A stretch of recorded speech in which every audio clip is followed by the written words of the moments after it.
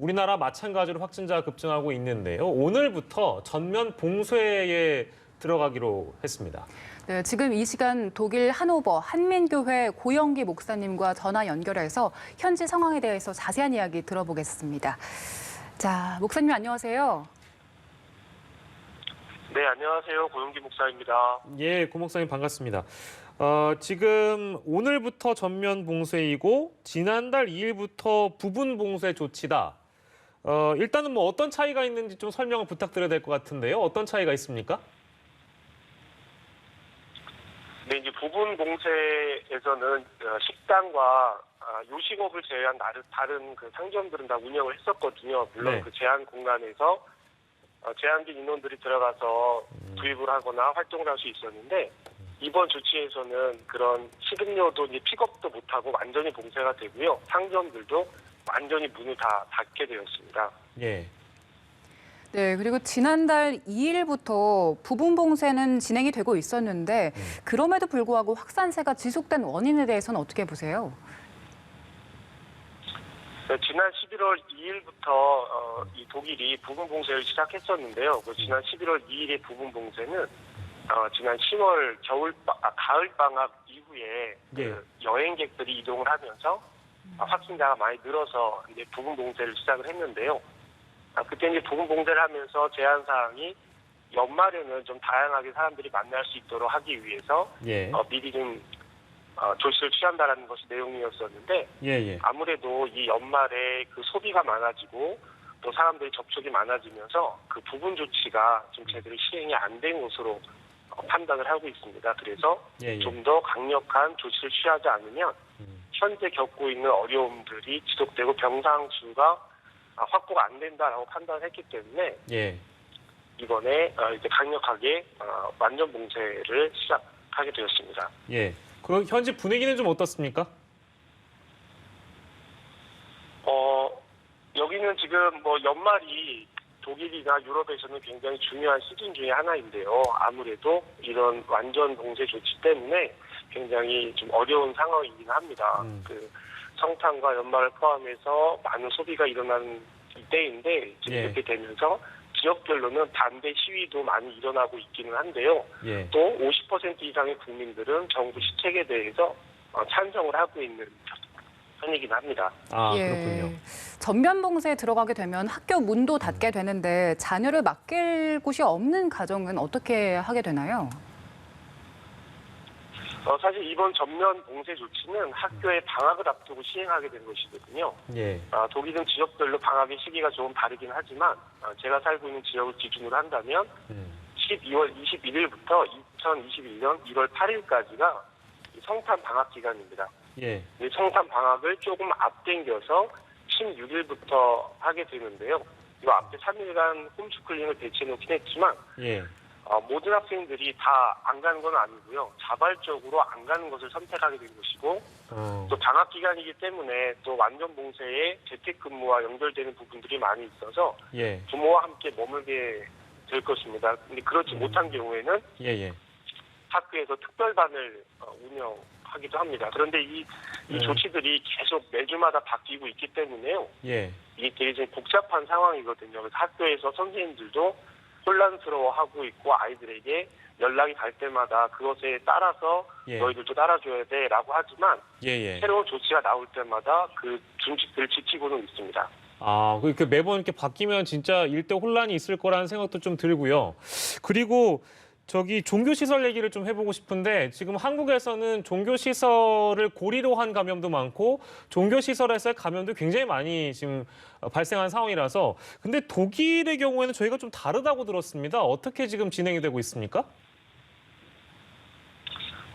그 독일 같은 경우는요, 지난 부분 봉쇄 조치에서도 종교 활동에 대해서는 제한적으로 허용을 하고 있었거든요. 예. 11월 2일부터 예배를 드리고는 있는데 그 노래 함께 하는 노래죠. 찬양을 함께 부를 수 없고요. 예. 거리를 두고 앉아서 예배를 드리고 있습니다. 그래서 예배 중에 마스크를 쓰고 있고 예. 교회 공간에는 1시간 동안만 머물 수가 있습니다. 그리고 이제 교회를 사용하고 나서는 완전 소독을 해야 하고요. 예. 그리고 예배도 주일 예배만 한 번 드리고 있습니다. 주중에 모든 활동들이 예. 멈춰 있는 상태이죠. 네, 목사님 다음 주면 이제 성탄절인데요. 크리스마스 예배는 어떻게 준비하고 계신가요? 이제 저희 같은 경우는 크리스마스 이제 한인교회를 기준으로 한다면 독일 교회와 연합해서 찬양 예배를 드리곤 했었는데요. 올해는 네네. 각각 공간의 문제 때문에 따로따로 예배를 드리고요. 그리고 독일 교회 같은 경우는 12월 24일 저녁부터 자정까지 연속으로 이어지는 예배들이 있습니다. 전통인데요. 예. 올해는 그 전통 예배들이 좀 어려운 상태이고 예. 정부 시책에 따라서 다 정지된 상태이기도 합니다.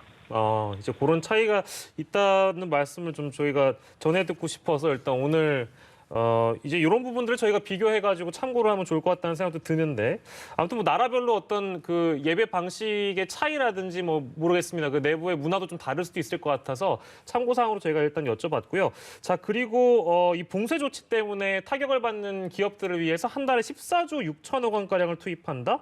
그러면 구체적으로 이제 어떤 지원을 받게 됐는지도 궁금한데요. 어떤 내용들이 좀 전해지고 있습니까?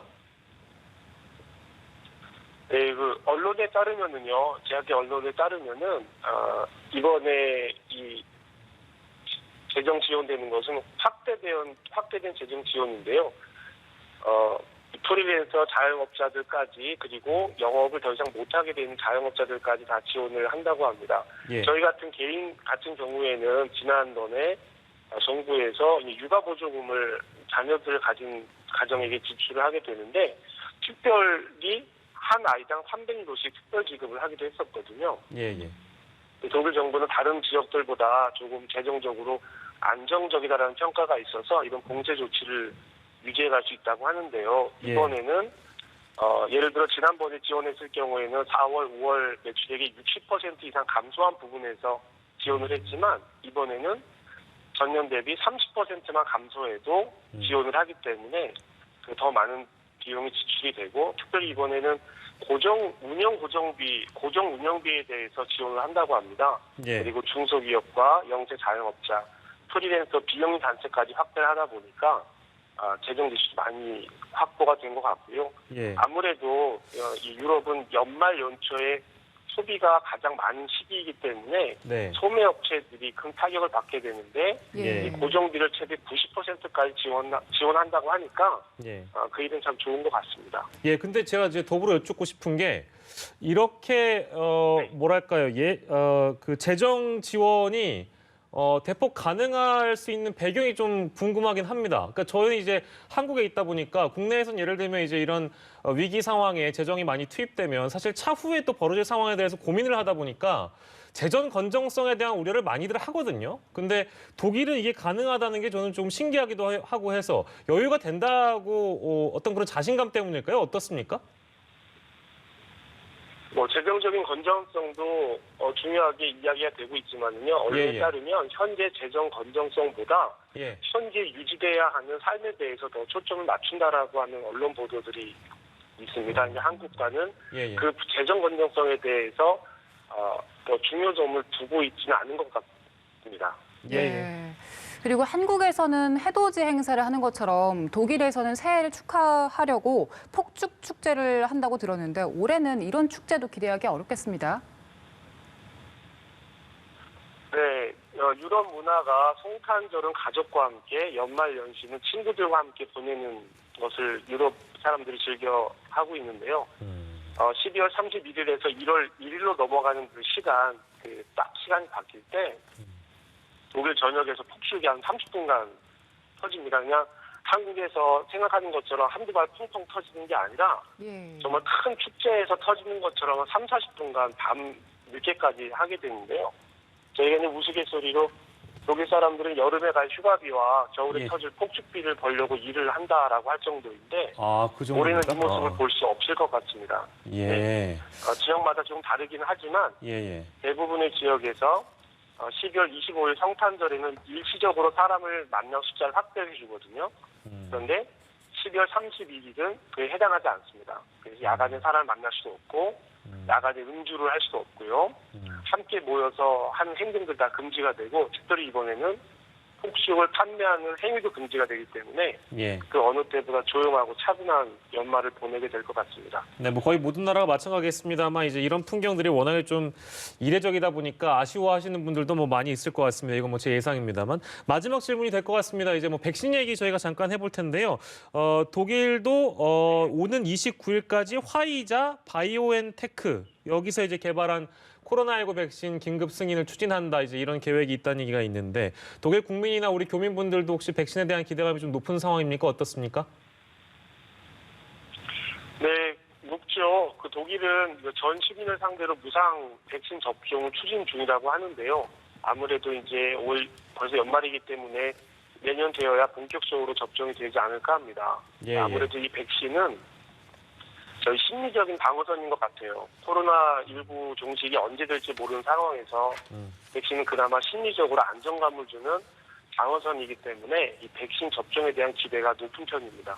예, 그러나 알겠습니다. 이제 독일 시민의 범주가 어느 정도일까 확정돼서 발표된 것이 없기 때문에 예, 예. 시민권이 없는 교민들이나 유학생들 같은 경우는 우리까지 포함이 될까라고 하는 그런 염려를 갖고 있기도 하는데요. 그러나 모든 사람들이 백신과 치료제가 하루속히 보급되어서 일상의 회복, 그 심리적인 방어선을 회복하고 싶은 기대들을 가지고 있습니다. 네, 목사님 오늘 말씀 고맙습니다. 지금까지 독일 하노버에 있는 한민교회 고영기 목사님과 함께했습니다. 고맙습니다. 고맙습니다.